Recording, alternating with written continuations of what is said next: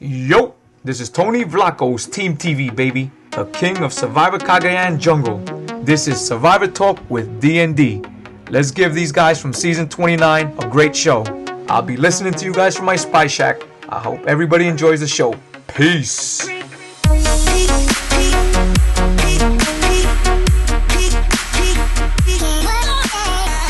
Peace. Hey, everybody, this is Dwayne.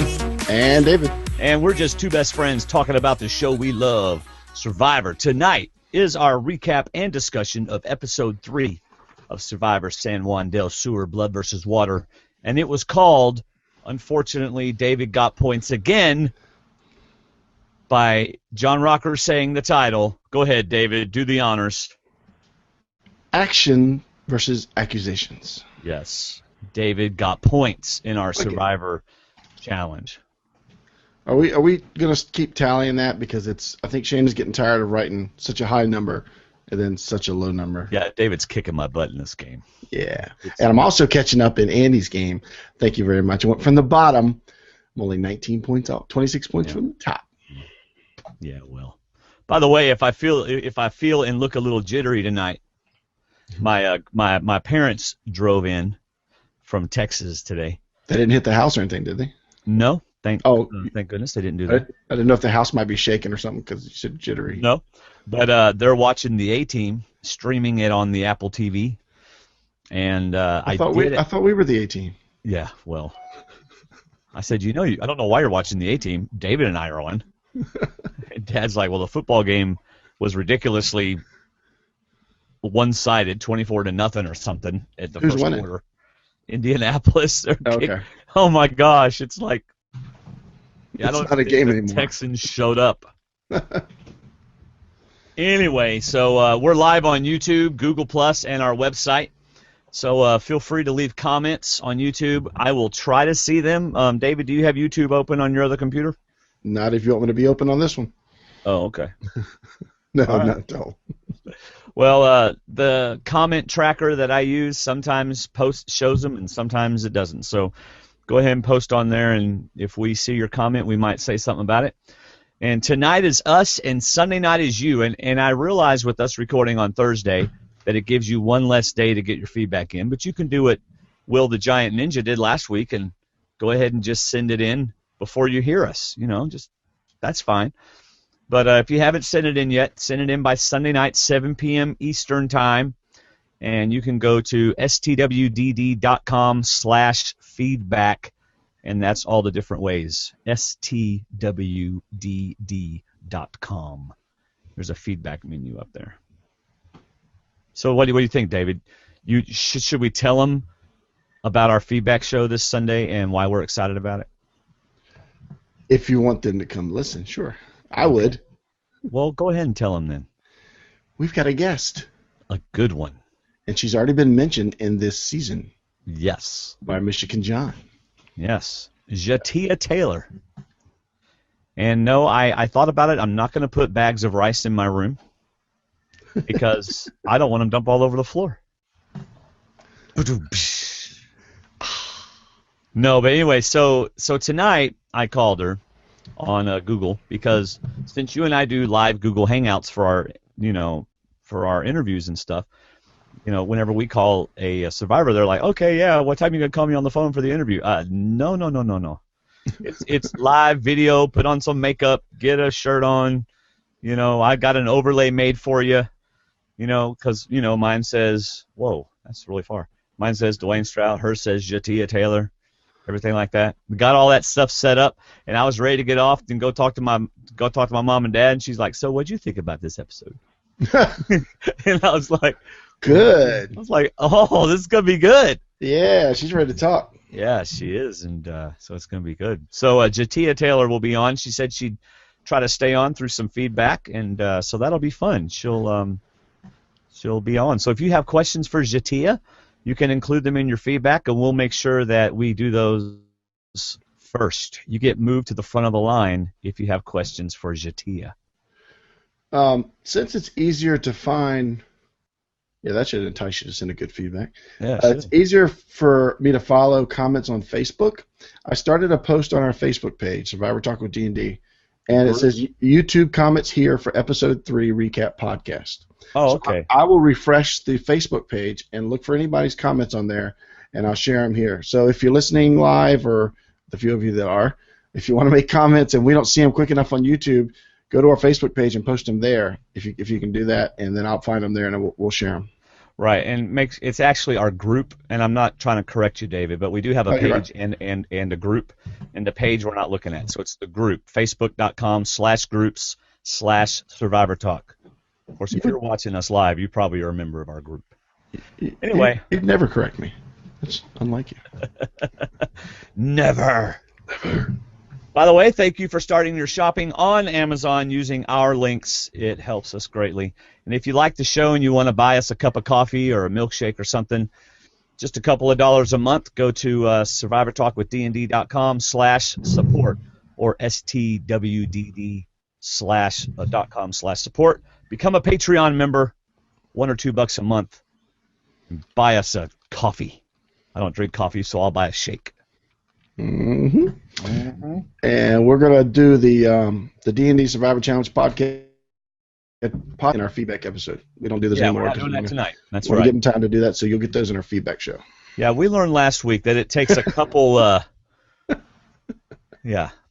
Too much pressure. Too much pressure. Yeah. Shayna watches as much TV as we do, and it's a lot to do in just 24 hours. So and she wants to be right. We want to be right. So Shayna's like, David, stop calling me 1 hour after the show and asking if you're still ahead. Hi, Janice. It's nice to see you on YouTube. But she gives me the same response. I'm sure you are. There we go. Hey, we can see David now. Seriously. I accidentally had it on where it was only showing me no matter what was going on. And everybody was like, wow, David's in a hall closet or something. There's a voice coming from somewhere. Yes. Now he muted, so now you just don't even know where he is. All right, well, let's get into our show, David. Before we do that, though, okay, I think you should tease what you're going to do at the end of the podcast, what the end of the discussion, the 7 things. Oh, yeah. I have purposely... Which is why I wrote it down. Yeah, thank you. See, that's why you write it down. Normally, I read stuff on Thursday. I'll read Dalton Ross's stuff, and I'll read stuff. But I had such a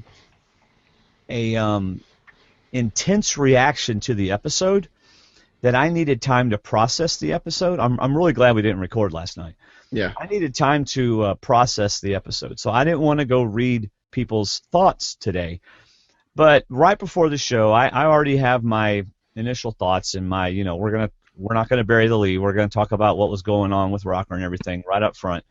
And so I already had all that set in stone. And then I went and somebody posted on Facebook, on our Facebook group, 7 things we learned from John Rocker during the Survivor Live. And I think he was talking to Malcolm. Yeah, it was Steve Chernikoff. So thanks, Steve, for posting that. Thank you, Steve. So I went and looked at those 7 things, and I'm looking forward to sharing those later on in the podcast. But we don't want to share them now because we're just because we want you to listen to the whole show. Yeah, at least. We want you to listen to an hour and a half of us rather than clicking over on YouTube to Survivor on CBS and watching the 10-minute interview. No, don't do that. You'll get more from us. All right, David. San Juan del Sur, Blood versus Water, Episode 3, Actions versus Accusations, Initial Thoughts. So here we go. Go. I was initially very upset because I felt like Jeremy was being hypocritical, and Natalie was being hypocritical, and John Rocker was getting raw into the deal that just because you have a reputation of being bad doesn't give everybody else the right to treat you badly. I even posted on Twitter, if you poke, prod, and some other P word, John Rocker long enough, sure, he's going to react, Mm-hmm. So I kind of felt like, that he was not really the victim, but that he was treated unfairly, Yeah.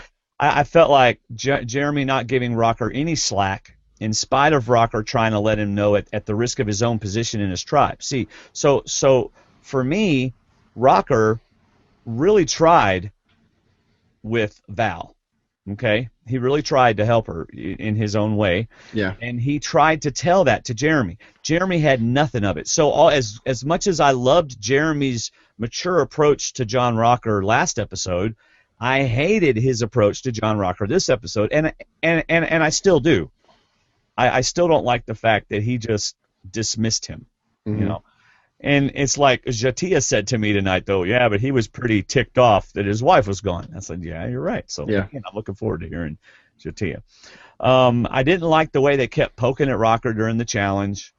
And in fact, even Jeremy even started, they just hit your girl, Rocker. You know. So anyway, to make a long story short, I just didn't really like the way they did that. Mm-hmm. And then later on earlier today, I was cleaning house and everything. And I think you and Andy and I were in our own little message group, Andy Baker, writer of the Baker's Dozen. And I had put on there just a little how frustrated I was. And Andy kind of reminded me that I need to remember that I'm seeing what CBS wants me to see. Right?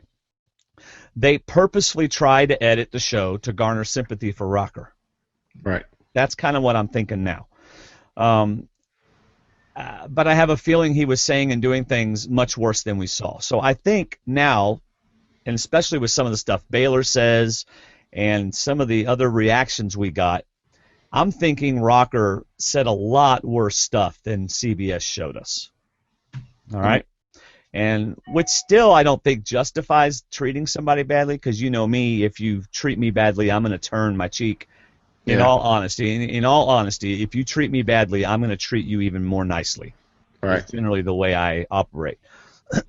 So, but you got the preseason quote as an example, which we didn't hear today or last night. Aren't you supposed to lose weight on the island? You know, comments like that. And then even as I was watching the episode again, I hear John Rocker choke him, you know, knock him out, stuff like that during the challenges. Yeah. Which is okay, but how much of it was he doing?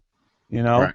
and was it being received? You know, there's a fine line of doing that, and if everybody on your team keeps looking at you like, would you shut up and stop saying that, then you got to know when to shut up. Yeah. Right? So in the end, I decided that he wasn't playing this game to win, first of all, because he wasn't. He was playing to not get voted out early and to not look like an idiot. Right. I mean, he didn't need the money, and he wasn't playing it to win it. I think he would have wanted to win it. He's a very competitive guy, but I don't think he felt like he had a chance to win it. And so I think he was just playing to not get voted out pre-merge. And then having said that, in all honesty, the negative and mean-spirited way people are interacting with each other is putting a bad taste in my mouth. Now, I wrote that before I watched it the second time. Mm-hmm. Connie said to me tonight, and this is the third thing. So the first one was I was irritated at the hypocrisy. The second thing was I realized, you know what, they're giving us what they want us to get, what they want us to see. Connie had this great revelation tonight that I think very well may be the case. I think I'm going to go with what my wife said. This is one heck of an initial thought, isn't it, David? Yes, it is. I'm going to go, that's okay. You had 10 things last time. Yeah. Well, if this is really that good, then Connie might be giving initial thoughts from now on. Yeah, wait till you hear this. And it's like newsflash for me, but, you know, she said, Dwaine, what if Hunapu, since Jeremy was upset with John, what if Hunapu decided, obviously sans Julie, without Julie, you know what, since we know he has a short fuse, since we know he's easily egged on, let's go to that challenge and purposefully try to get him to react so that they will vote him off because we want him out of the game because of what he did to Jeremy. Right? So they go into the challenge with the full intent of messing with John Rocker, pushing his buttons, being an antagonist until he blows up and says stuff that he shouldn't say, and they succeeded. Boom. Initial thoughts. That's my first initial thought. Well, that was your first or your third? That was your whole. That was my first. I have another one, but it's really short, and it has to do with Rocker. So what do you think of my wife's thought? I have to say it's quite genius because it's my second initial thought. There you go, David. That immunity challenge, I really felt like I completely agree with her. They went in there with a subplot of saying, you know what, no matter what happens, we got to draw out Mr. Lead, Mr. Power, completely without Julie. Right. We got to draw him out and show them what he is and that they don't want him there. And it worked. Right. I completely agree because Baylor's comment was a cloud of darkness, anger and negativity, and it worked. Their actions gave Kuopu every opportunity to work together against him. Yes. What is it? It's Koyopa. Kuopu? Was that Koyopu. Kuopu, I sure did. Every time you say that, I feel like I need to leave the room. See, I think me and Connie are on the same genius level. That's really good. I'm really glad you and Connie didn't meet before I met Connie. I think we're more like brother and sister. We're not. Yeah, that's true. But I love her observation because the second time I didn't get it the first time, I got it the second time because I was really. But the funny thing is, I was irked the second time I watched it because of some of the things said in that scene. I wasn't irked the first time, and I'll just do my other quick initial thought. My first initial thought was, what just happened? I felt like I've got old CDs in my truck. And my truck bounces a lot, so it skips every now and then. Yeah. And I felt like a lot of scenes we skipped. It's like suddenly, we got to keep the five guys together. Suddenly, I'm thinking about voting out John. Wait a minute. How did you get to that point when 2 seconds ago you were good with the five guys? What'd you do, get up and get nachos or something?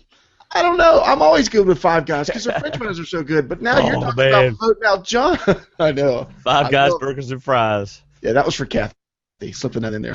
But it just seemed like it was skipping, and I know they can only get so much in in so much time, but there was a lot of that to me, and I don't know if that's editing or if that's just I don't know what it was, but I really felt like they got to the end a lot quicker than they should have according to what we saw. Yeah. And the other part was one last initial thought. Sorry, this one just hit me because it came from what Connie was saying too. I thought these were two outstanding challenges, but I'm really starting to get bored with the 1-versus-1 challenges. And I would have loved to have seen that in a team challenge. Mm-hmm. Yeah. And the second challenge was absolutely awesome because it incorporated so many things, but it ended so horribly, socially, that to me it almost ruined the challenge. That was my other initial thought. What's your last one? Well, the last thing I want to say about the rocker thing is if indeed it was gameplay, brilliant, I love it. I mean, because no holds barred if it's gameplay. If it was truly just a negative, mean-spirited, kind of bullying somebody because of what they did 15 years ago, then yuck, I hate it. But if it was gameplay, right on, way to go. I think it was actually a combination of those things. Okay, as long as it leans towards gameplay. I hope it was gameplay, because if it wasn't, it was pretty bad. All right. My second initial thought, David. Wait a minute. I thought you've already had 3, including Connie's. If you don't want Jacqueline rattling about your scheming, maybe you should include her in your planning. I think she was. No, I don't think. I think it was just that bad. No, David. They never mentioned her. Yes, they did. Be part of the planning. Josh said that Baylor needed to talk to Jacqueline because Wes needed to talk to Alec. Are you sure? Because I really would like to think that. Okay. No, when we get to tribal council, I'll prove my point in some other comments. Okay. All right. Oh. Anyway. I think she knew the plan. That's why she said what she said. Yeah. All right. Before we go any further, we will not be spoiling anything. I don't even remember the preview for next episode, so we're just going to be talking about episode 3. We won't be spoiling anything. I honestly don't remember the preview, so until I get there in my notes, and then I won't, and then we'll let you know. That's always at the very end. All right, night 6, David. We are back at camp. We are back at Koyopa. Can I comment on previously on? Yeah, I'm sorry. Okay. And usually I don't. Yeah, I get to those so quick. But I wrote down just one line. I said Val did not want to work with Rocker as much as Jeremy did. Val had no reason not to trust Rocker. Right. And she let it go. So. Right. Oh, can we say one of the 7 things right now? Well, you got the list. Why not? John would have given Val his idol if she hadn't lied about having one. He was ready to give it to her.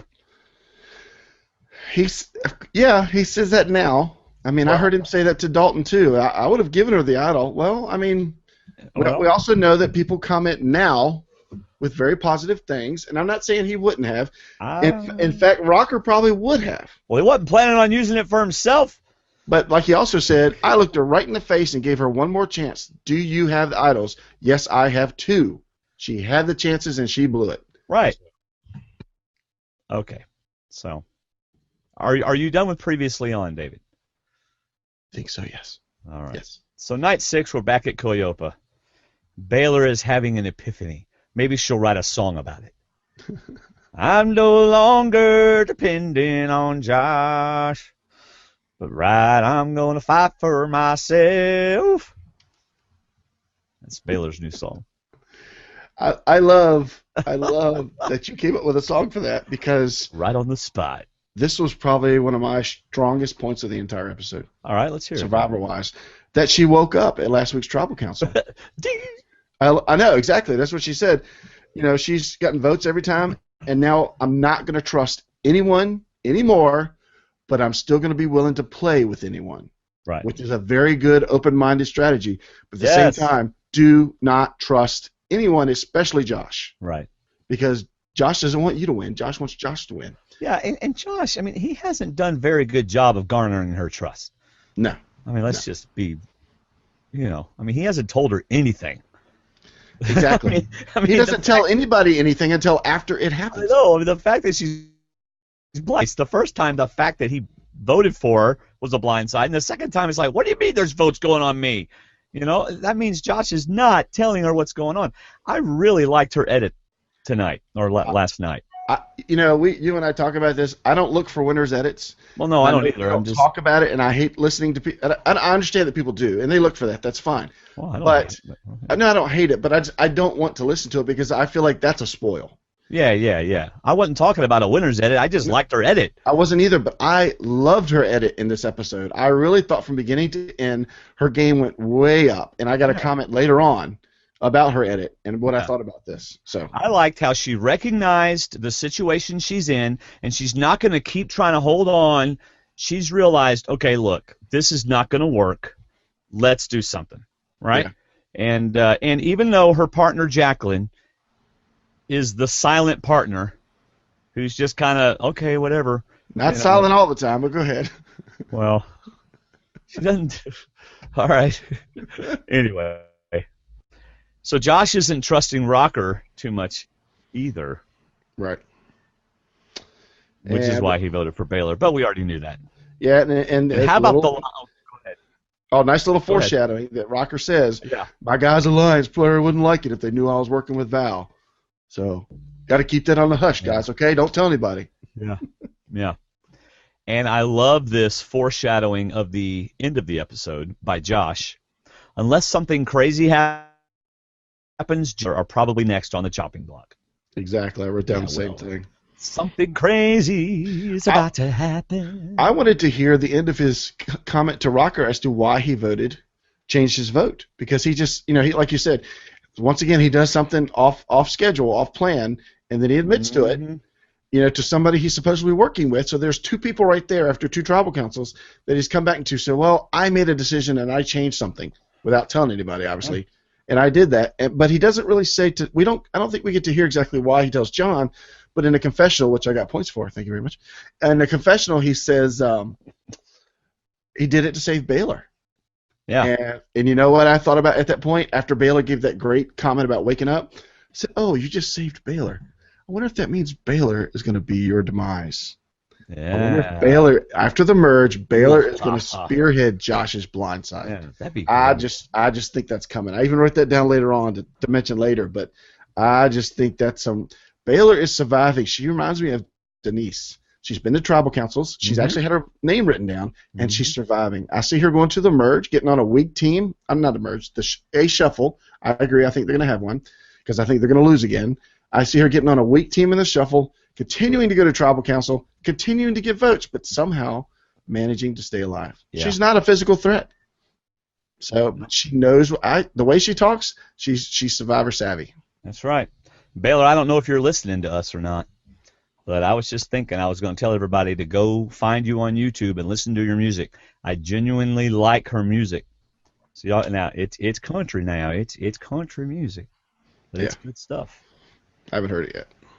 Why not? I've posted links and everything. Because I can't play it at work. Oh, yeah. Well, I mean, I can't either. I play that at home. Yeah, of course. Dwayne, are we singing that Sunday? No, we're not singing this. Wait, why are you listening to All Stickied Up? Or whatever it was called. She's got some song about being all sticky. And it's people throwing honey on each other. They're all at a party. It sounds a lot worse than it is. Yeah. You might want to. There you go. Oh, man. All right, day 7. I don't have anything else for night 6. Nope. Day 7, Hunapu. Drew's taking charge, man. This is the funniest little scene. I mean, Drew's like, "All right, y'all." I'm in a good mood tonight. So Drew's like, "All right, y'all. Now we need to get this cover taken care of. So let's do some palm fronds, and we're gonna weave it all together. Now, ladies, teach us how to weave." And then it's like, man, this is tedious. I'm gonna take a nap. This wore me out. What the heck? He led so hard, and then that work just wore him out, so he had to take a nap in the middle of everybody. You have to have a lot of gall to sleep in front of not just like go off and sleep, like, hey, I need to go find some more palm fronds and then go sleep. To literally put down a palm frond and lay down and go to sleep in front of everybody else that's doing the work that you suggested. You got to have a lot of gall.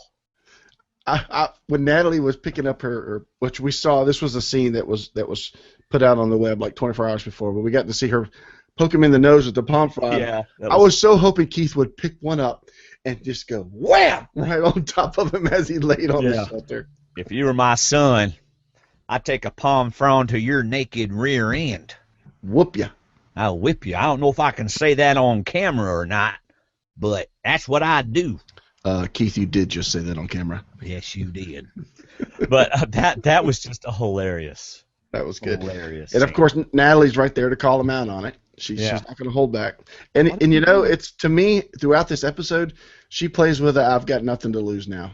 Yeah. I'm going to say what I feel, do what I want to do, and if I can get one of these people that I like to the end, I'll do that. Yeah. I should write a song parody off. You know the Lionel Richie song "Crazy"? Because I'm crazy. You know that song? I think so. Drew could sing "Because I'm lazy." I sense a parody for me. Nah. I'm not in the mood but for that one. It's got to be as good as Alina's poster that she made of Zoolander with Drew. It's amazing. With, I would have said 3% body fat, 1% brain activity. Or something like that. It was great. All right, let's get to the reward challenge, my friend. By the way, Shayna Davis on YouTube said Baylor and Missy are getting the Sierra and Monica edit. Oh, absolutely. All Missy's doing is crying and sympathizing with people, and all Baylor's doing is reading the game and reacting to it and surviving. Yeah. Before we do that, I wrote down that Jeremy says that Drew won't win. Flat out, he won't win, and he gives a confessional at the end, which I also got points for, that he may even quit by day 20. He'll just say, Jeremy, just give me the money. So I mean, that's a foreshadow of the quit. I don't know, but the SCA 9000 hopes it's a foreshadow of a win because he picked Drew to win. Oh my! Yes, but Jeremy says that he won't win. He will not win this. All right, let's get to the reward challenge. Jeremy, quite unhappy with not seeing Val, his beautiful bride, and he just goes off on Coyopa and says, "Look, women, do you not see what's happening? The men are taking over. Y'all need to change it up." Mm-hmm. And I got the same expression that Baylor and Jacqueline did when we said, "Hey, can you not see there's only 2 of us? Yes. There's 5 of them and 2 of us. What do you expect us to do?" No, I know what happened. Baylor, because Jacqueline didn't do it, Baylor sent secret sign languages to her mom and said, "Well, then we need your help to get the guys to vote out one of the guys." And Missy took that information. That's my crazy theory. Wow, I gotta go back and watch that because Baylor must have done a lot of sign language. Yeah. We need you to draw out of John the evil that he's portrayed for the last 17 years. And if you can do that in a challenge, we might have a chance of blindsiding him out of the game. John, you didn't see that, right? Okay. That was priceless. I wish y'all could have seen that. That's the fastest sign language I've ever done. Yeah. Oh, as though it was real sign language. It was motion language. Yeah. It was read my lips. It was okay. I got to tell you a story from when I was a little kid. When I was a little kid, my I guess had to be 3, 4, maybe 5 years old.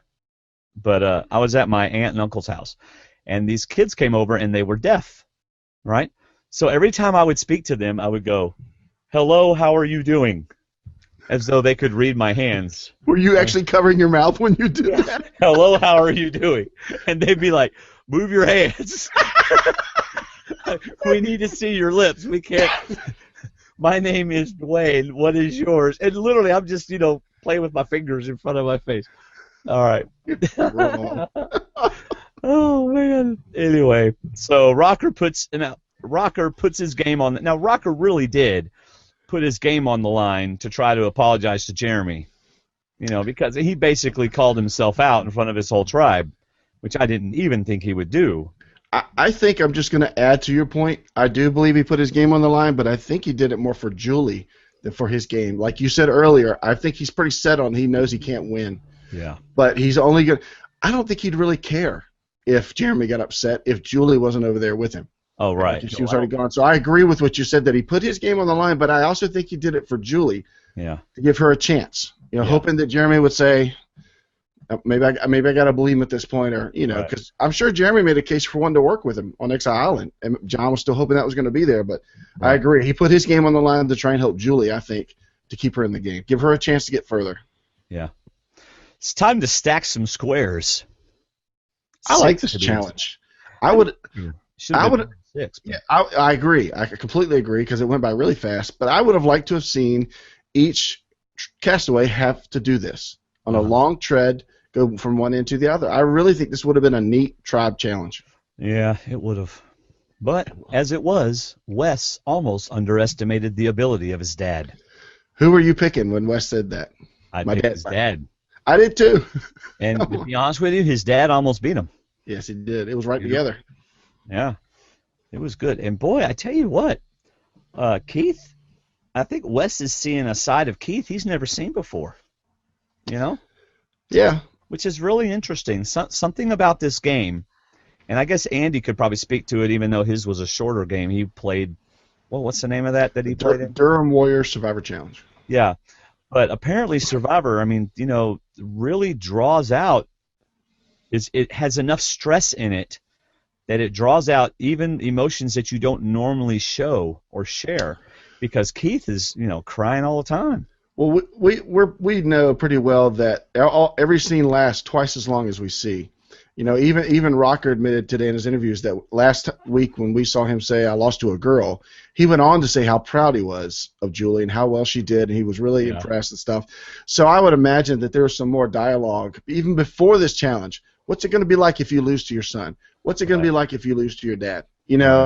And knowing Keith from the short time that we do, if he wins, then he's going to earn it. He's going to deserve it. So I could just see him setting himself up to be emotional about it, and it makes a lot of sense. But this episode of this season was completely, even Gracie said it, this was just a blood versus water episode. Oh yeah, so much. This was all about the relationships, and I mean that's what the season's about, and they got it, because we would never have half of this stuff if it was just two new tribes. And it was nice not to have so much Probst melodrama either this episode, not as much.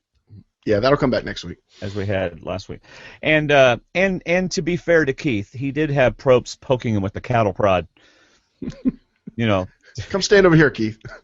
Keith, how'd that make you feel? Oh, it made me really... I was kind of surprised though that Wes said he's never seen this in his dad. That's what I'm saying. They don't have that kind of relationship. But like you said, it's the strain of the game. It's 10 days with hardly eating, going to exile twice for Keith, well, eventually twice. He's already been once. And just seeing his son stand up and do well. How much more proud can you be? I bet if Dale lost to Kelly, he'd be just as proud and just as choked up. Yep. All right, so Wes decides to send Josh. and I liked his reason. I think there's some strategy behind it. I clicked with Josh. Maybe my dad will click with Josh. You know? I completely agree, and I love the Josh pick because Josh is a very well-rounded person. Mm-hmm. I also found it interesting that when Wes looked over, according to the edit, when Wes looked over, Dale looked right at Josh and then looked at Wes. I'm just wondering if that was a tip-off or if that was actually what happened after Wes said Josh. Dale looked at Josh. But it was almost like Dale gave a signal of looked at Josh. But that would mean that wouldn't that mean that Dale has some leadership in the tribe, and I think Dale is way out on the outskirts. Well, if there's Alec, Wes, Rocker, and Dale, and they feel Josh is kind of swing vote for both sides, then I could see Dale being like a senior mentor, an older person that he might listen to. I don't necessarily think that's what was happening. I just thought it was interesting that it looked that way in the edit. Right. Yeah. So, Shayna asked, did Wes say his great-grandpa died right before they left for the game? No, I think what he said was I haven't really seen, basically what I got out of it was he hadn't seen his dad cry like that since his dad's granddad and his great-granddad passed away. That's right. Kind of what I got out of it. So, and, of course, they take the fishing gear, which apparently served them well. Yeah, because Rocker says another fish when he brings it up. Yeah. And Rocker says something again, I did everything I could for you, brother, I promise you, and Jeremy's response in another confessional that you got points for. Oh, you didn't? Or she'd still be here. I'm out to get that boy. Paraphrase. That's the Dwayne standard version. And the sad part was Rocker was telling the truth. I know. And he got no credit for it because I think of his history, because of his past. You know, he came into the show with baggage. Nobody else did, but Rocker did. Well, the 20s had a little bit of baggage. That's true. They had twin baggage. Right. All right, Hunapu, back at camp. This is when we get Jeremy's full ventilation. Revenge. Yeah. Let me tell you who he is. Let me tell you what he did. Y'all don't know who he is. I know who he is. Yeah. Now, I don't really get Natalie going, now why is she off crying?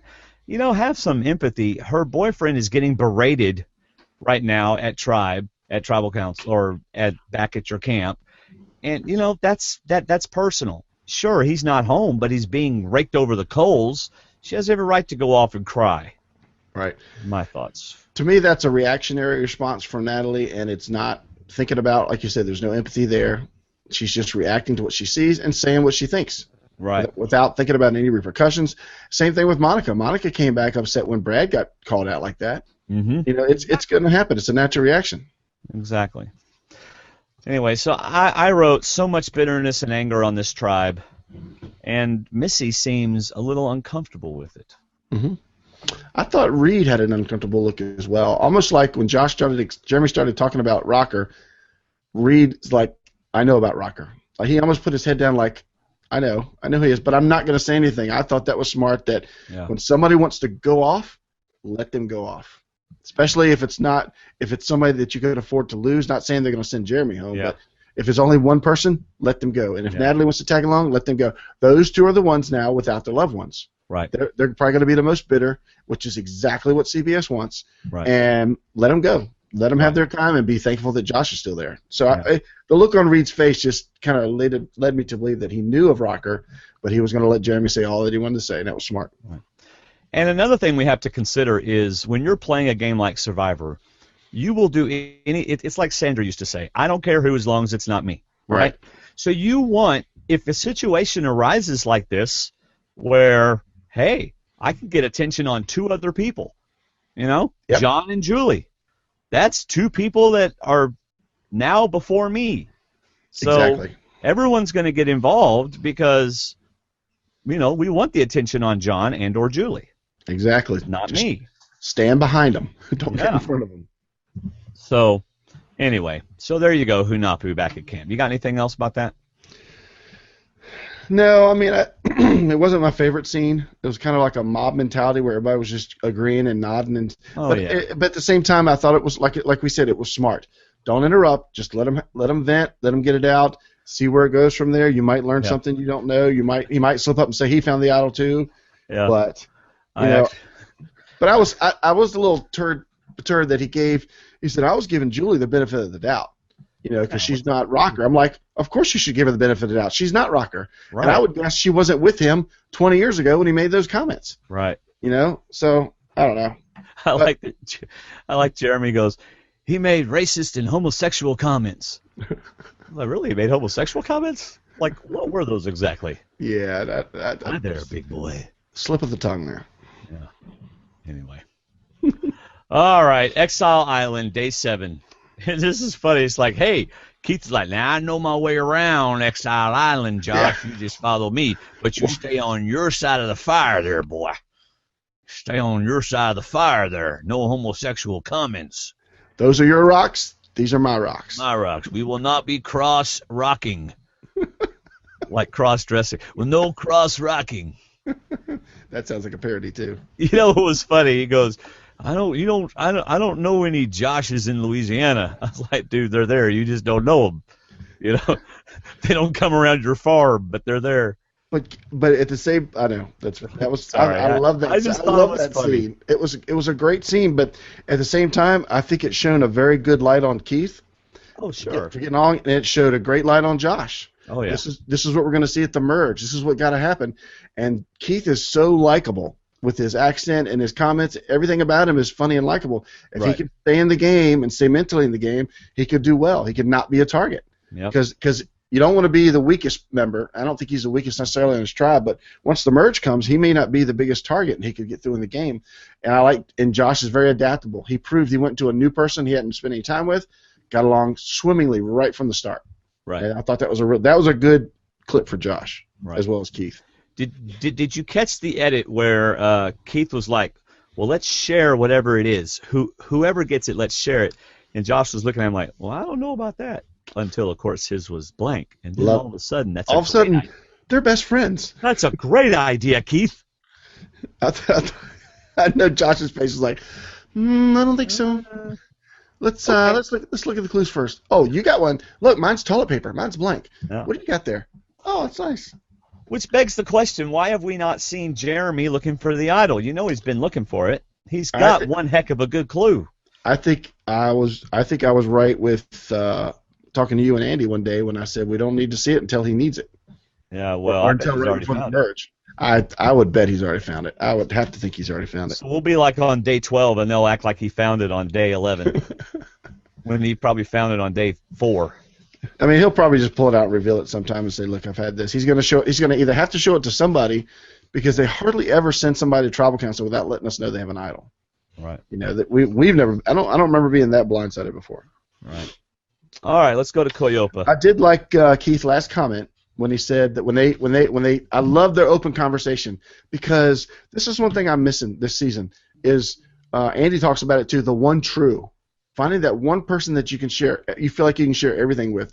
And I really worry that Josh has kind of ruined that with Baylor. I think he's really tampered with that a little too much by not trusting her. Yes. And I want to see the conversations between their one true.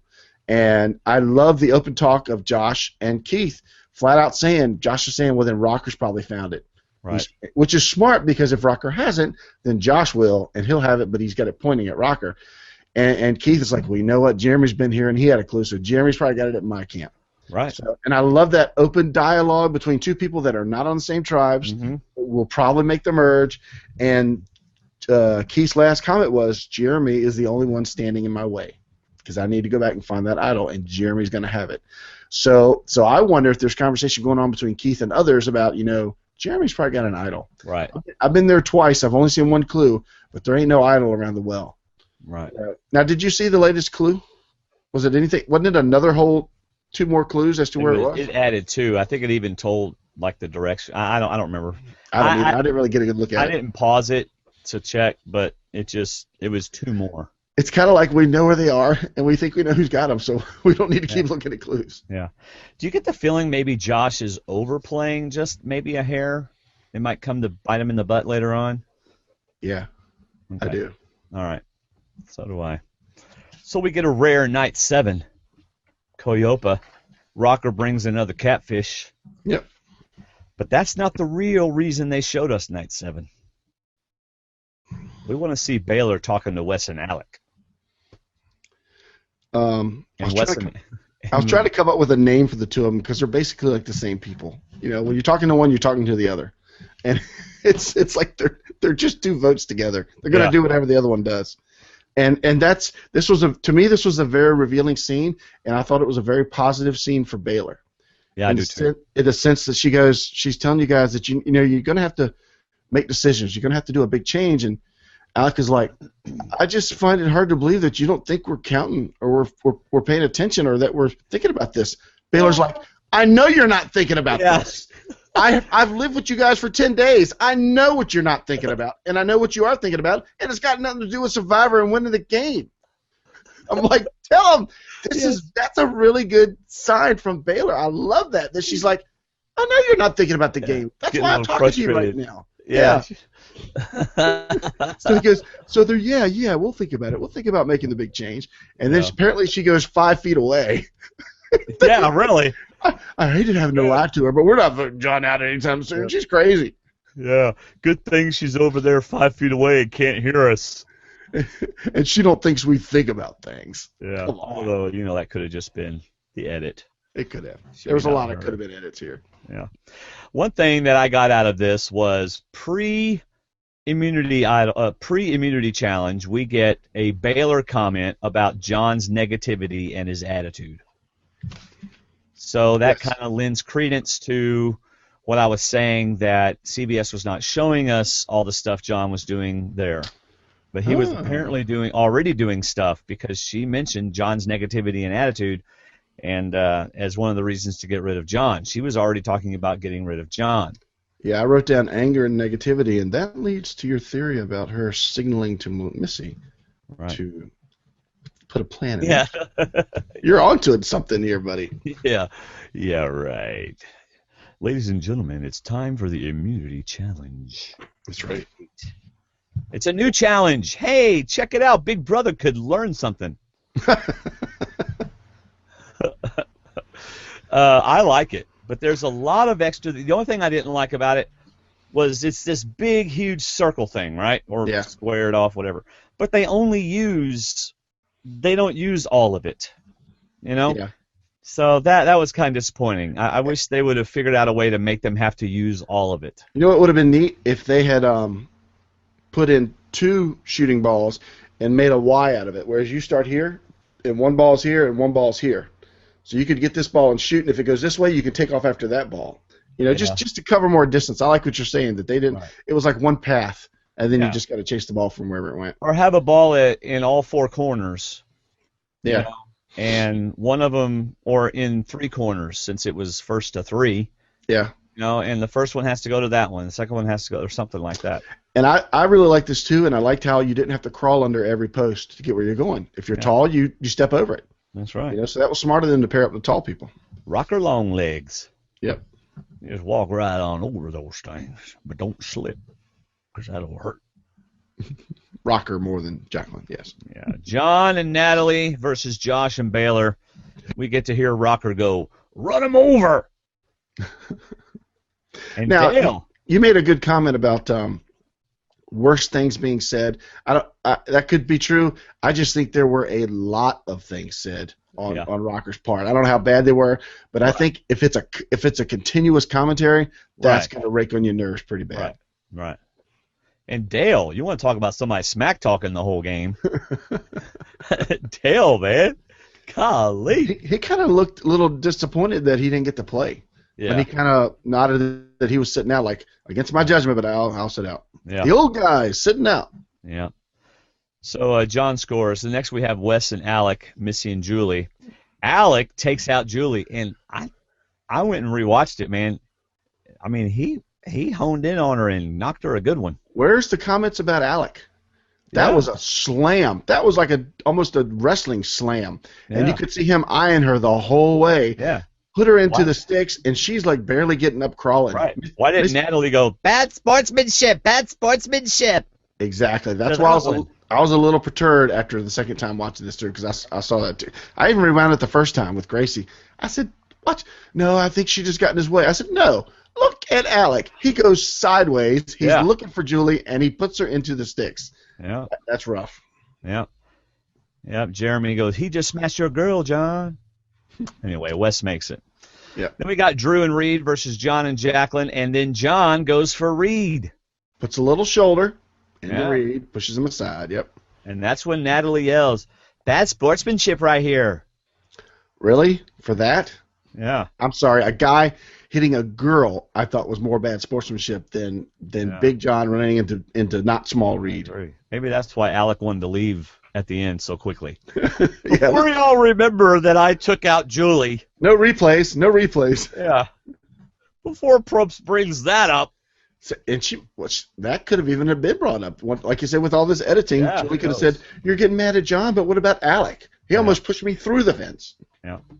The next one with any action was Wes and Alec versus John and Natalie. Probst said Wes tangling it up with Natalie, but Natalie went for Wes. I watched it. I did too. Natalie goes right to her right and hip checks him right in the face. That's right. Right in the shoulders as they're trying to go by. That's bad sportsmanship. Now, to me, it was bad. I don't think so, by the way, for the record. I think that's part of the game. Oh, absolutely. If the reason they put the demolition derby line in the middle is for them to collide. Exactly. So absolutely. Now, it may not to be throwing Alec's shoulder at a woman's face, but I mean that was. Maybe Alex said sorry. I know that was really hard. That was the hardest hit I thought of all of them. Yeah. She just flew off the ground into the sticks. Now, my only regret for Wes and Alec was don't let the guy who's already made one shoot a second time. You take your ball and you throw it at his. And especially if he shoots before you. If he misses, you've missed two, you chase again. But if he shoots before you and you allow it to go, you're risking it going in.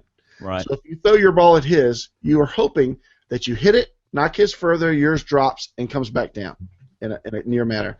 I'm sorry, but I do that all the time. I will do it with soccer balls. I'll do it with whatever. I will kick it at your soccer ball so your soccer ball doesn't go in if that's the little challenge we're doing.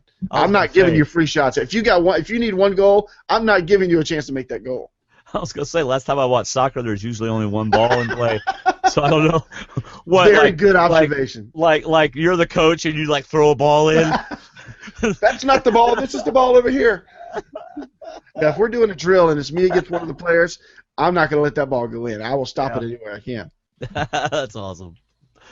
Oh, man. Last time I checked, there's only one soccer ball. Hey, why is the coach throwing a ball at the soccer ball? Now he's throwing two. Wait a minute, we can't have that many balls out there. Yep. As soon as this challenge is over, Natalie starts talking smack, which, again, if it's gameplay, way to go because it worked. Yeah, but her first line really bugged me. Which was it he's a bad sportsman, or was it the why don't you say some homosexual? No, before that. She said, you're following a racist. Oh, yeah. That really bugged me. I'm with you on I really think a small part of this was strategy. To draw him out, to draw out the fact that he needed to be singled out. And if we win, we need to get them to see that John's the guy to go after. Right. I really felt like it was bullying, but you know what? It's also strategy. At the same time, I think it was a strategy. But man, she just that first, because that's the one that kind of got him like. That's when he said save it. He did the finger thing that you're just a mouth talking. Just save it, And then I'm sorry. She said, first thing she said was change things up. Stop voting out the strong people. Right. And my thought was, you're looking at the strongest guy over there. Yeah, really. Val might have been strong for a policewoman, but she wasn't strong in the game. And yes, Nadia could have been strong, but she was also your sister, so that makes sense as to why you're complaining right now. Right. But I agree with you that this was strategic. This was to shake things up. But once again, this is why we have blood versus water. We never get this in any other season other than a blood versus water season. And and this is like them saying, come on, and you'll join us if you get rid of the people that you don't need over there. Get rid of the people that are running things. Don't let them come over here. We want sheep. We don't want shepherds. We want sheep when we do the merge. So you sheep, get rid of the shepherds and come join us. Right. But I didn't really have a problem with too much of it, but that one line really bothered me. I didn't really care for that. I like what Julie said. They don't know him personally, but they are bringing up all that stuff from the article. And apparently Jeff Probst needs to get out more. Gosh, I thought he knew more. I know. I was so surprised. Do you know what article they're talking about? What are you talking about? There's an article? You Yeah, played baseball? And Julie's like, well, they obviously know. Yeah, like I'm not going to say it. Not They gonna know what bring it it is. up. Do y'all know about it? John's on our tribe, and we're going to back him up. Good answer, Dale. Yeah. Good answer. And Rocker finally just goes, you know what? If you were a man, I'd just come over there and knock you out, knock your teeth out. Knock your teeth out. I'm not scared of you. Come over here. I didn't say I was going to. I said if you were a man. You're not a man. Yeah, I know he's not going to do it. I know it's verbiage versus a physical threat. Yes. But I completely understand and sympathize in the fact that, like, I think he said in one of his interviews today, you know what? You just got to stop it sometimes. And sometimes you just got to say something to the nth degree to get them to stop. Yeah.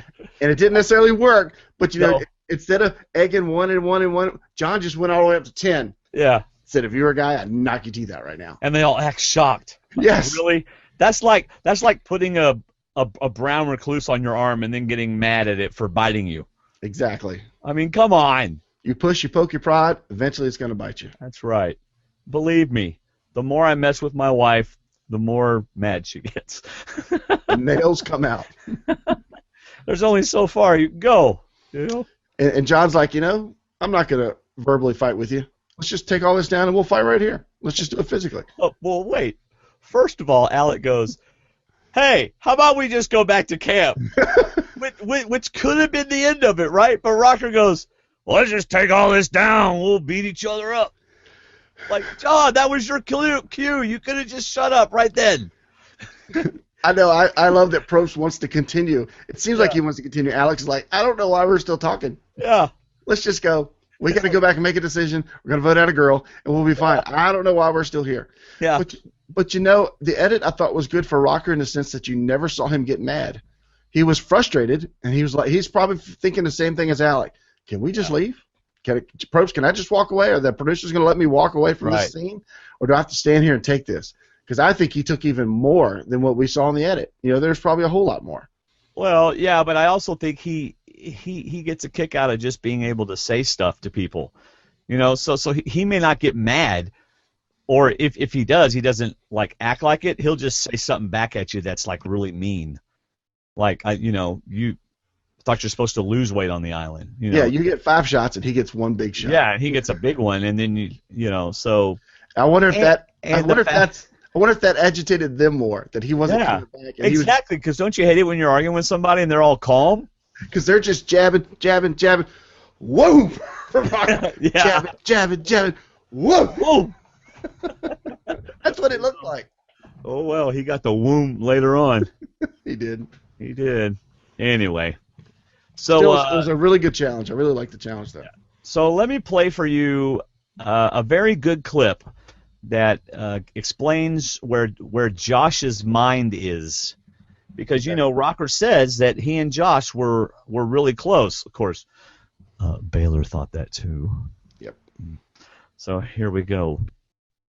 It is scary that John loses his patience, he loses his temper. I think John is playing haphazardly, and he's doing things that are not going to be helpful for the tribe right now. That's a problem. So there you go. So Josh gives a little insight. And I do like that he mentioned the tribe, because it is still tribe versus tribe. Right. And even though Josh has played a little unpredictably sometimes, I think he's done what's been best for the tribe in the long run, but mostly for Josh. But at the same point, what is what's best for Josh? Because everything's what's best for Josh. But trying to put the tribe first, and I understand. But it's funny because him and Jeremy were both. That's the guy I want next to me at the end because he's not going to get any votes, and now suddenly they don't want him anymore. Right. He's just too much. Yeah. It's funny you go, playing for Josh. It's funny because on Big Brother Australia, and I know you're going to half-heartedly listen. Whole heart. Here it is, my whole heart. Okay. Wow, that's a big heart. So thank you. They'll complain. They'll be like, Lawson, it just seems like he's playing. He's only thinking of himself. He's only playing for himself. Like, hello. How many winners? Yeah. Each season, hello. just one. All right. Coyopa, day 8. And Baylor starts off. They should vote Rocker off. And this is the only other clip I have. But this is another very good clip, a very insightful clip of why the tides are turning on Rocker. Yeah. They should vote John tonight. Natalie is a fighter and she's a trash talker, but for John to be a professional athlete and act like that, I didn't respect his responses whatsoever. I felt like they were seriously harsh and mean and scary. Now, see, that's what's interesting. Seriously harsh, mean, I get those. Scary? What was scary? So was there something said, obviously, that we didn't hear? Because I don't think him saying, if you were a guy, I'd knock your teeth out. That's not scary. Well, it might have been the fact that his 2 comebacks that we saw were physical violence. Yeah, maybe so. That was what he threatened, whereas they were just jabbing. They were, in the long run, I think Baylor would take what they're saying as, you guys got to do something different. You got to mix it up because you're not going to survive. Right. And it seemed like they were really just talking to Baylor and Jacqueline. Right. You two are on the outs, and you're already outnumbered 5-4 when you started this game. Right. So I could see that. I'll be honest, I had a problem with their first comment that he's a professional athlete and shouldn't act that way. Yeah. I'm going to quote the great Charles Barkley, who said, just because I can dunk a basketball doesn't mean I should raise your kids. I'm not paid to be a role model. Parents should be role models. You may not like Rocker. You may not like how he talks, how he acts, how he participates. But in his prime, if you want a decent guy to come in and strike out the lineup, he's going to come in and do that for you. And that's the guy you want on your team, no matter how he acts. You still, just like Dennis Rodman. In his prime, you want Rodman on your team, getting rebounds for your stars. You don't want Rodman on the other team. So whether you like him or not, as a professional, you want him on your team. Yeah. So I'm sorry, if you want a role model in professional sports, you help your child pick out a role model. You don't just let them pick their own role model, because most of them probably aren't good role models. Right. But at the same point, parents be role models. But so I'm sorry, professional athletes don't have to be perfect. Where's my applause button for you, David? Oh, just the thought counts. Thank you. Just. You can step off your little box. That was the only issue I had with Baylor. Otherwise, the fact that she said, I'm getting votes at every tribal council, right. She expects more. It's almost like she's okay with taking that hit. Right. Because she knows, because she's working something else. And I really like that about her this episode. Now, while I agree that this gives us insight, but we also have to keep in mind that if she needed Rocker, she'd be defending Rocker. Hello. Right? So she needs Rocker gone, because otherwise she's going home. So she's looking for anything she can. But just saying, she found some stuff. You're exactly right, because she knows she's next. That's right. Because I think challenge-wise, I think Jacqueline's a little bit stronger. But you're right. Anything that keeps her name from being put down more than somebody else's, she's going to work towards. Yeah. So what'd you think of Rocker telling Josh he had an idol? That, to me, was Rocker trying to talk to his one true ally, his one true alliance. Mm-hmm. Unfortunately, Josh is probably not anybody's one true alliance except for Reed. Josh is playing as many people as possible. Reed, who's on the other tribe. There's someone named Reed playing? Yeah. Yeah, my pick to win the whole show. Anyway, yeah, because Josh is obviously doing a great job of getting people to trust him. Yeah. For some reason, Baylor still trusts him. She's not trusting him, but she's willing to play with him. Yeah. But like I said, I want to find that one true person, yeah. And I applaud Rocker for feeling confident with him. He even said that he was one of his closest allies on the tribe. I don't really have a problem with it because of its honesty. Because you know what? If Val had done it, she'd still be in the game. Sure. Well, John thinks that Josh is his closest ally, so he's going to tell him. I don't think he was telling him to try to protect himself. I think he was telling him because he thought he had Josh. Right. Oh, yeah, so not to protect himself. I agree. But then Josh turns it around. So whenever Josh gives the reasons why he can't stay with Rocker, he actually turns that around on him. Well, I guess I can't trust him because he didn't tell me he had an idol. Yeah. Which I thought was a weak reason, but then he gave other ones. He says he's shown sketchiness. He doesn't like his mouth with the other tribe, and the whole fact that he got on with Val, the whole thing with Val, and then he said and other stuff. So Josh is done with Rocker. What's funny was Josh has done everything he's accusing Rocker of doing. Oh, sure. Because Josh is working with Baylor. Like Rocker tried to work with Val. And Josh is working with the Five Guys. And Josh is changing his vote at every tribal council. So Josh is doing well. He's hiding his actions well. Okay, but see, when I'm shining the light on someone else, the Exactly. light's not on me, David. That's right. The flashlight's only point one way. We don't need to be looking at what El Josho is doing. You know. No, you cannot have my flashlight. That's Leave good. it alone. I'm pointing the light right now. Yes, only me. It'd be fun if the producers go, "What? I'm sorry. Were you describing your own actions?" Exactly. That's what I wrote down. He's saying everything that he's done, and that's why I can't trust John. But it's Josh's savvy that he sees it in somebody else, which nobody's really seeing it in him yet. Yeah. I think Baylor's getting a hint, but for now, working with Josh is saving her. So, but Josh is seeing it in Rocker, and obviously he says you can't keep somebody like that. Yeah. You know, even as big a target as he's going to be, you can't keep somebody. Yeah. And I just love this whole few minutes unfolding where Rocker goes to Baylor and Jacqueline about blindsiding Dale. He goes to Alec and Wes, and then Josh about blindsiding Baylor, and all that work is for naught because it all gets turned around in one little waterside chat. Right. So, but that's where I presumed, because when Josh was talking to Wes, he said you need to get with Alec, and when he was talking to Baylor, I would bet anything she went to Baylor to Jacqueline, because Baylor said the one person we can't tell is Dale. We're not going to include Dale. Every other vote she said is going for John. So at some point she told Jacqueline. Well, maybe. I'm telling you. Okay, she told. But they are definitely trying to paint Josh as the one that is controlling this tribe. Yep. CBS is. So Josh and Wes talk. Let's get John out. It'll be me, Wes, Baylor, and Alec. And then Josh, who is on your team. We need to wait a minute. We need to go back to that immunity challenge, because I bet you anything when Natalie and Jeremy were going off on Rocker, Josh had a flashlight and was pointing it at Rocker. You're right. He's the one that's controlling the tribe. That's right. That's right. I can't control it. Look how skinny I am. I can't even shoot a ball. Baylor's got to shoot the ball. So, you got some points for Josh saying blindside because he told Baylor I did. Yes, that John was trying to blindside her. But it's not good for Dale. I think Dale might be next, not Baylor. Yeah, well, Dale did not come out of this episode. No. Stock down for Dale whenever we get there. Yeah, ditto. Just a little heads up in case. I think we both got to have the same stock up as well. Well, I don't even know who my stock up is. Okay. Anyway. So anyway, let's see what else I got there. Oh, Wes talking to Alec. All right, so here.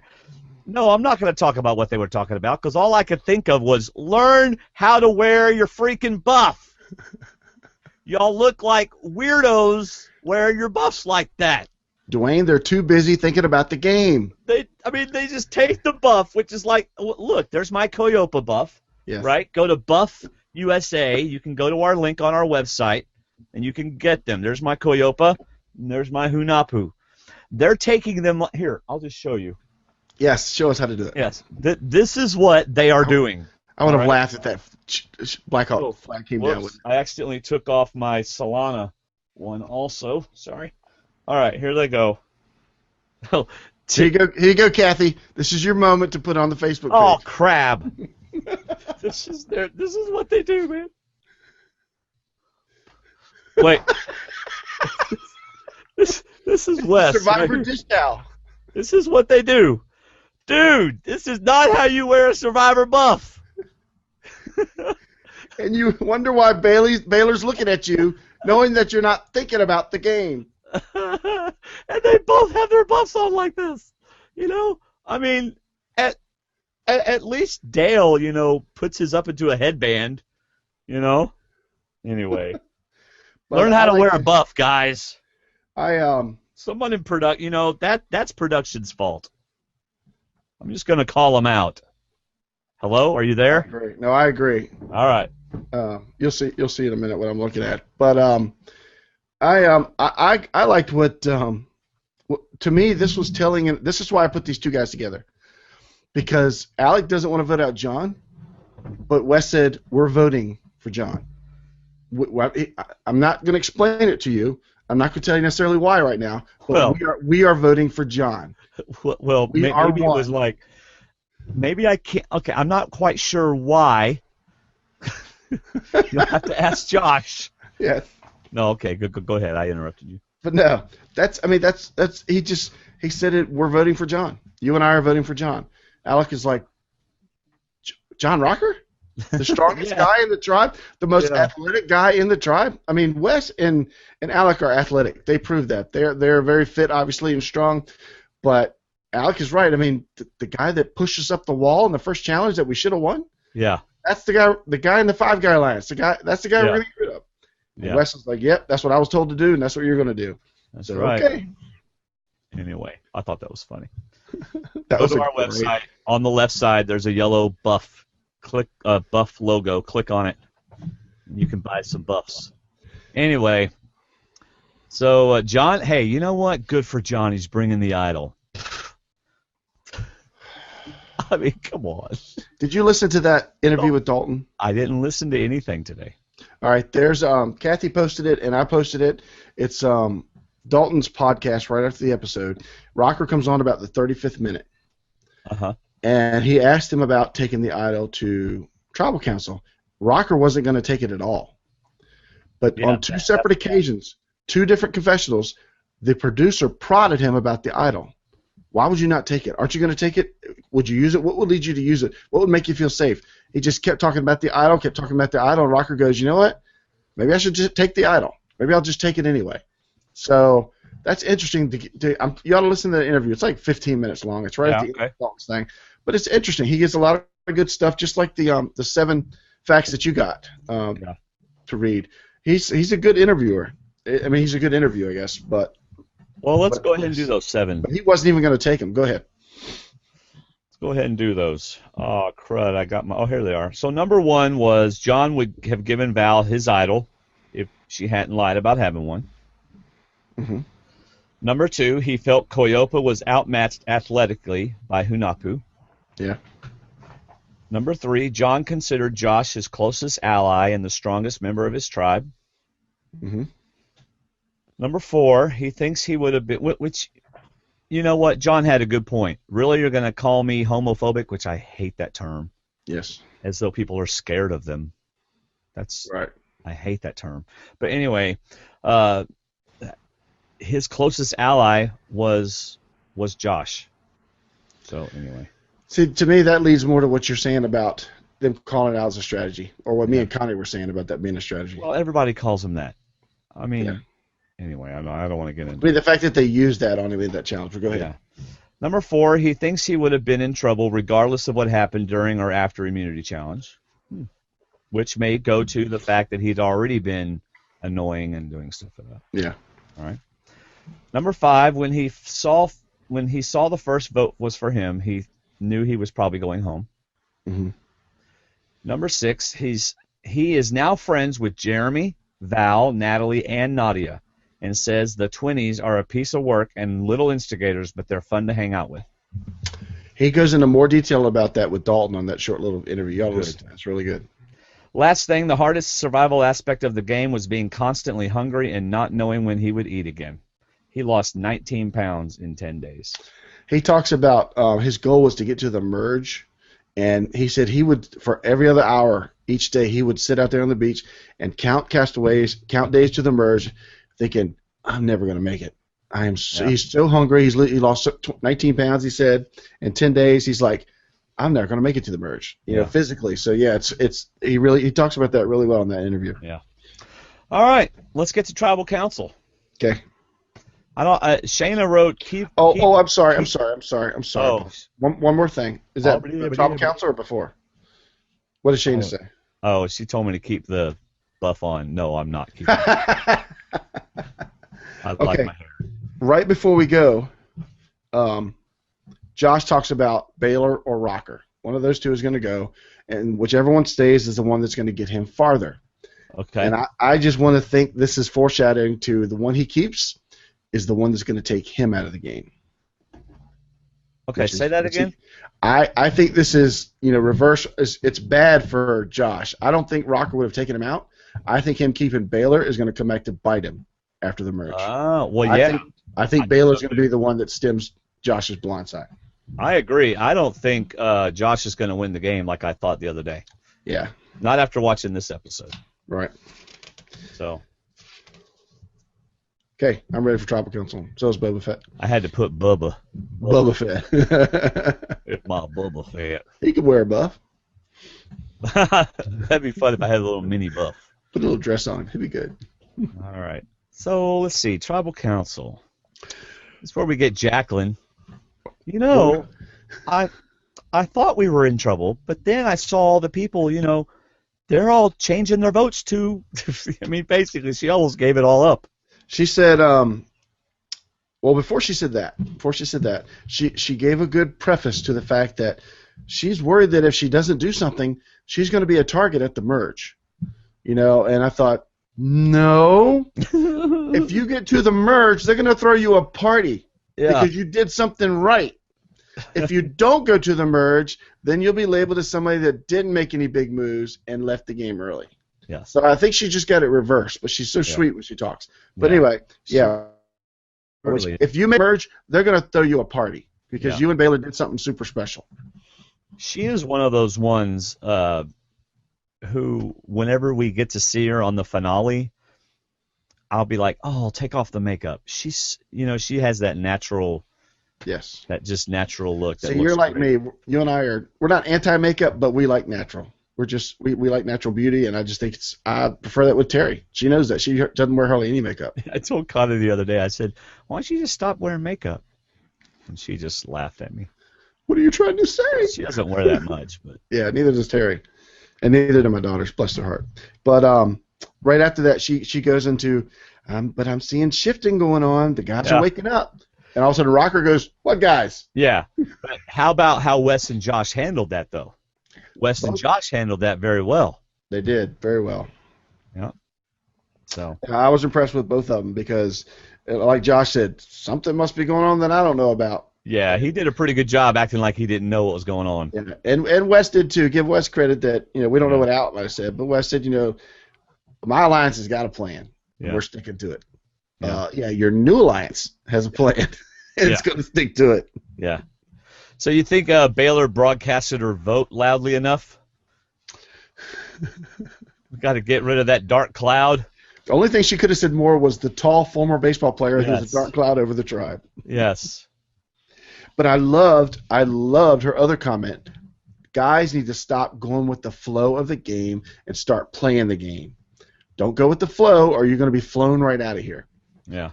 Find your place in the game, listen to me, and do what I tell you to do, and vote the way I want you to vote. That keeps me in the game. Yeah. She should have said, Rocker, if you have an idol, there's no need to play it. No, she shouldn't have said that, actually. Her butt was saved because Rocker did not play the idol. Exactly.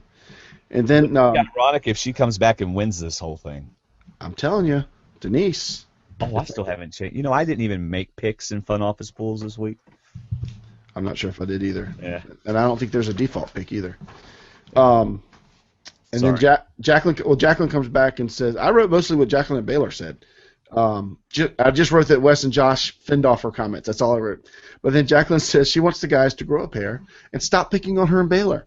I mean, pick on somebody else. This is high school. Yeah. Stop picking on the two girls that are left. Just because you're five guys, don't pick on just the girls. I mean, we're weak. We may not be able to be as strong as you guys are in challenges, but stop picking on us. Give us a chance. But you know what, Jacqueline, in all honesty, look to CBS and say, hey, give us a chance. Make the genders even on the tribes. Yeah. If you're going to knock us down, don't put us at a disadvantage. You already gave them the advantage. Make it fair. Do something different. Yeah. Okay. I'm ready. So let's get to the vote. Dale and Rocker were the only ones to vote Baylor. And Dale, as Shayna says, Scooby-Doo look on Dale's face. Yes. What happened? Which is why you and I think he just got put on the outside because he's not in the young person's tribe. That's right. He's on the outside. Well, when you don't know how when you get blindsided at tribal council because everyone in your tribe voted for somebody and you didn't realize it, then that's a pretty good clue you're not in with the group. Yeah. So it's bad enough to go to Ponderosa for Rocker, but at least he's going to eat. Dale has to go back with a bunch of young people that did not include him in a major blindside. Right. And it's funny we talked about edits, and you read that Rocker said when he saw the first vote, he knew he was going home. Mm-hmm. We got that reaction on the third vote. Right. He figured Jacqueline Bailey. I can understand that. According to the edit, the third vote is when we got the big eye look. And I'm wondering if that was after the first vote, knowing that he shouldn't be getting any. It should have been Dale. Right. You know, so that's just more editing. I even doubt that when he called for idols, that he even moved. I think everyone, if you look at those edits, it's him sitting, it's him turning, it's him facing. They did that well to make it look like he was considering it. But I doubt he even moved when Probst called for an idol. Yeah. So just more hashtag editing or hosh-posh editing, whatever you're going to call it. Yeah. By the way, I love your Seahawks flag. That is for faith, because they did beat my Redskins last Monday night. Yeah. And but it was closer than I thought. Believe me, I was going to bed at halftime because we were getting trounced. Yeah. But they came back and made a game of it. Did I tell you that Timothy came in here before the show and said, "Dad, I really want that flag. You know, my Chicago Blackhawks flag." Yeah. All right, John does not play the idol, and he goes home with an idol in the pocket. Yep. I got a little idol in my pocket going jing-a-ling-a-ling. He even says when Probst, very nice. He even says when Probst, I'm telling you, a parody's coming. There's too much music in your head for a parody not to be coming. Well, not this weekend. But I like what he said to Probst. He said, "Well played." Yeah, well played. You know, they got me when they needed to, or they got me completely blindsided. So, good for him. All right. Anything else? I saw Next Time On, but if you didn't see it, we don't have to discuss it. Well, I tell you what, if you don't want to know what Next Time On was about, it was nice having you around. See ya. Next Time On, I did see it, and it sounds like Drew's talking like he's the big alpha dog. But that's really all I got. I mean, what could he possibly be gonna say to Probst? That's about all I got too. I mean, why in the world would you want to make yourself alpha dog? Which tells me he's not really. It's overconfidence in Hunapu winning so much.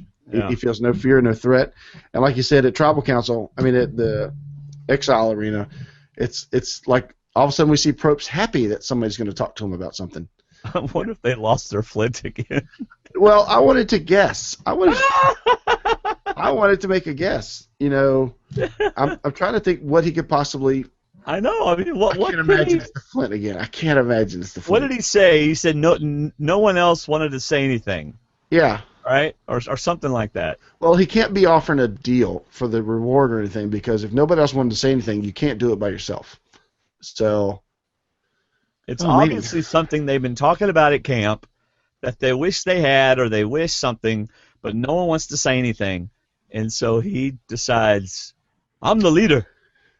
It's got to be something of a instigate a merge or instigate a shuffle or instigate something. Oh, really? I'm just. Why would Hunapu want to have a swap? They're kicking butt. They don't want to swap. They want to trade Julie for somebody. I don't know. I don't know. Gosh. I know. But to me, it's something that sounds like Drew would do to prove he's the leader. Yeah. You know, why don't you get on the phone, text Probst, and ask him, and we'll just wait here. He blocked my phone. He that response. Anymore. Yeah, he wouldn't know who it was. No. What in the world is a 757 area code? Isn't that your area code, 757? Yeah. I wonder if it's Rudy. Yeah. Oh, man. Let's see what else I got. Oh, I thought we were going to have an iTunes review because somebody posted in our Facebook group that they left us an iTunes review. And then when I got my iTunes review thing, I didn't have any iTunes reviews. Oh. And the last one we got wasn't very good. Oh. So I need another one. Okay. Kathy outdid herself. She got me doing the Baylor sign language to Missy. Oh, yeah? But she got you needs even to better. Put a video clip of that up. She got you doing it even better. So. Oh, great. What did she do? Bless her heart. She got it pretty good. It's great. It's going to be my wallpaper. What? Of me? One of you. Well, where is it? All right, hold on. You can't see it, can you, because of the reflection? Oh, my gosh. Now, see, that was when I first put it on. I know. Oh, that's a great one of you, though. There you go, everybody. Look, that is David doing his sign language. It's motion capture. That's what it Yeah. is. It's not sign language. Oh, man. All right. Let's see. Go leave us some iTunes reviews, please, so that we can get our name up there on iTunes. People can see us more. We are gaining new listeners, though, every week. It's pretty awesome. You can follow me on Twitter at Survivor_talk. Join our Facebook group, which is facebook.com/groups/Survivor Talk. Of course, go to our website. You can either go to survivortalkwithdnd.com or just stwdd.com. I thought about doing stdd.com, but I didn't want to deal with all the jokes that Mike and Cleveland would have thrown at us. There you go. stwdd.com will get you to our website. Woo! Music for tonight's show is Summit by Skrillex. David, you got anything else about the show that you want to talk about? Yeah, I wanted to give even though I think I made it obvious through the show, my stock up for this episode. We forgot that. Hello. I'm so sorry. Somebody wrote the notes really well. I know. I skipped right to iTunes reviews. Yeah. I think it's obvious for me that Baylor got my stock up this week. Coming from the losing tribe, but still, when she goes to the merge, she's not going to be a threat. Mm-mm. She's going to be Missy's little girl. It's going to be a wonderful reunion, and I think she's going to go far. And she's going to be, I think, someone that instigate Josh's demise. I think Baylor's going to win it all, and it's going to launch her country music career. Never know.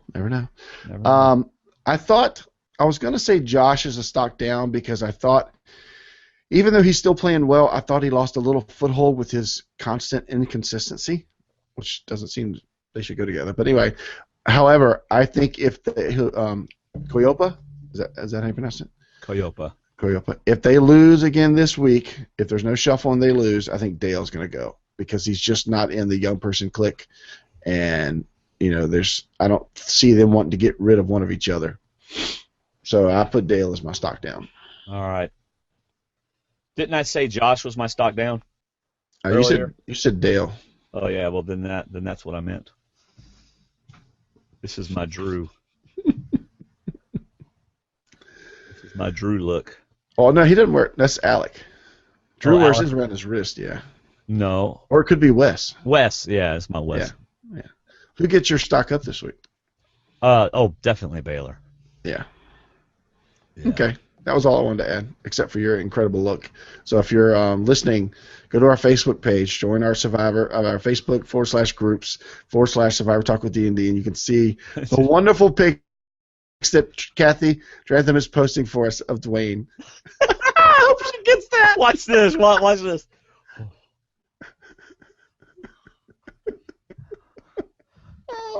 I can't believe I do stupid stuff like that.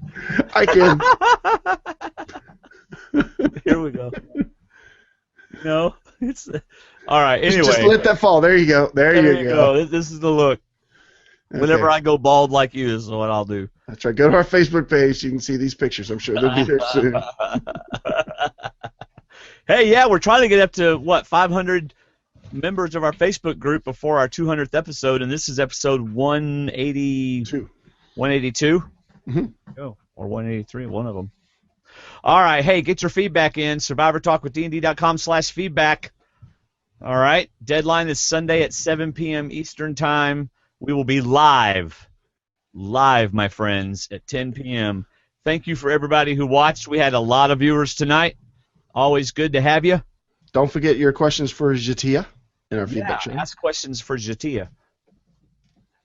Okay, Jatia. Doesn't that make you want to get a chia pet? Jatia. No. It might you. Jatia. All right, buddy. I gotta go. Y'all have a wonderful night. That's all I got. How about you, Dave? I'm good. All right, see you, everybody. See ya.